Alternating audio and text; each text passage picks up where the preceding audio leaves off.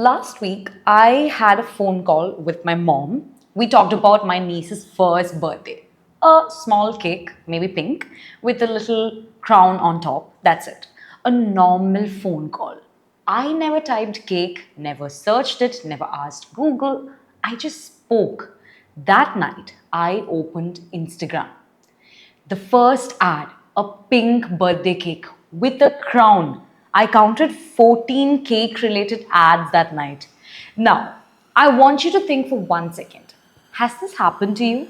You said something out loud, and 2 hours later, your phone was selling it to you. If yes, we need to talk. Welcome back. Let me ask you something before we start. How does your shopping app know more about you than your best friend does? Think about your best friend, the one person who knows everything about you. Does your best friend know what size kurta you wear? Does your best friend know what time you scroll your phone at night? Does your best friend know which products you stared at for 30 seconds but never bought? Does your best friend know that you've been adding the same dress to your cart for 3 weeks? Does your best friend know that you shop more than you're feeling sad? Not even close. But your phone knows every single one of those things. Your cart isn't a shopping list anymore. Your cart is quietly building a psychological profile of you, and it's using that profile against you every single day. Around 2017, Flipkart launched something called Project Mira. The idea was to make online shopping feel as personal as walking into your favorite local store. But Project Mira didn't stop at remembering your name or your size. It started learning the color you click on the most, the price range you usually buy at, how long you stare at a product before scrolling, whether you shop in the morning or the night. Multiply this by 400 million Indians, add 8 years of learning. That's what every Indian shopping app is doing right now. Today, Amazon can predict what you'll buy with 65% accuracy before you even open the app. Myntra has a system called Sabre that decides how easy your returns should be based on whether you're a good customer or a risky one. Yes, you have a return history score that you've never seen. You think you're shopping, but you're actually being studied. Most people think the algorithm watches what you buy. Wrong. It watches what you almost buy, what you hover on, what you hesitate about, because what you actually purchase tells the algorithm very little.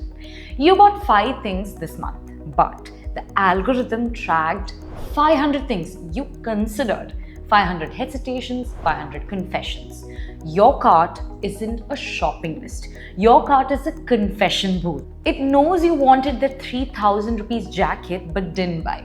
So next week, it'll show you a cheaper one. It knows you added the same dress to cart 3 times. So one Friday night, boom, sudden discount. It knows you usually shop between 11 p.m. and 1 a.m. when your willpower is weakest. So the notification arrives at 11:47 p.m.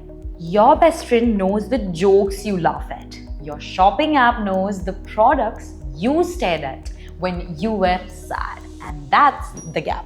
5 quick moments. See how many has happened to you. Number 1, you talked about a wedding with your mom. 6 hours later, Instagram is full of lehenga ads. You never searched the word. Number 2, you search for night cream on Nykaa once. 2 weeks later, your favorite is back in stock. You never marked anything as favorite. Number 3, you added a kurta to your Myntra cart. Didn't pay. Next day, that exact kurta appears on Flipkart. 2 different apps, same kurta. Number 4, you ordered biryani on Swiggy at 9:47 p.m. Tuesday night. Next Tuesday, 9:30 p.m., a notification pops up. Hungry? Order now. Number 5, your friend used your phone to scroll Amazon. The next morning, your Amazon shows what they were browsing. If even 3 of these have ever happened to you, welcome, you are being studied. Now, here's the part that nobody talks about. The algorithm doesn't just know what you want, it also knows when you are weak. Weak meaning tired, bored, sad, lonely, just got paid, just had a fight, just felt insecure. The algorithm spots these moments even before you acknowledge them yourself. From the way you scroll, from the speed of your taps, from what you typed and deleted, and that's exactly when it shows you something. You're not really shopping anymore. You're being led to shop. Exactly what, exactly when, exactly how much. Now, if you are a D2C founder watching this, listen carefully, because everything I just told you isn't just a horror story. It's also a playbook. Big brands like Amazon and Flipkart aren't winning because they have better products. They're winning because they know their customer painfully well. The good news?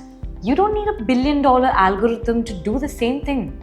Even as a small Indian brand, you can quietly start doing parts of this ethically. You can track which products customers stare at but don't buy and bring them back with a small email. You can spot the time of day your customers shop and send notifications at exactly that hour. You can notice the products people leave in their cart and offer them a small discount 48 hours later. You can build a real connection with your customer, not by guessing, but by listening to their data. But here's the line you don't cross. Use this to serve your customer, not to manipulate them.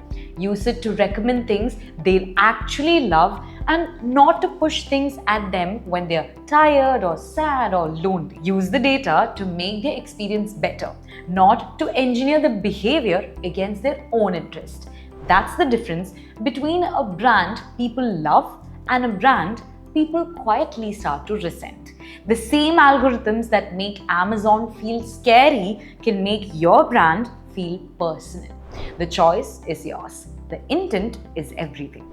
So next time you scroll Amazon, Flipkart, Myntra and you see something that feels eerily perfect, pause for 1 second and ask yourself, did I want this or was I told to want this?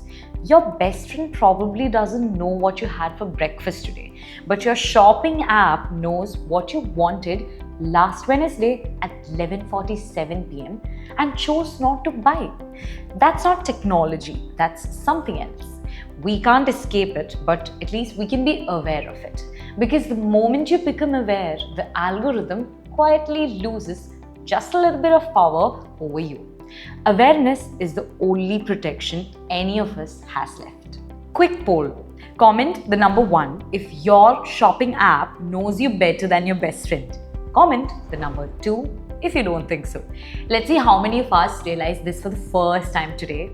And if you're a D2C founder, drop one way you already are using customer data ethically in your brand. I want to see who's doing that right. So subscribe to the D2C network for more honest stories about how Indian e-commerce really works behind the curtain. Bye for now.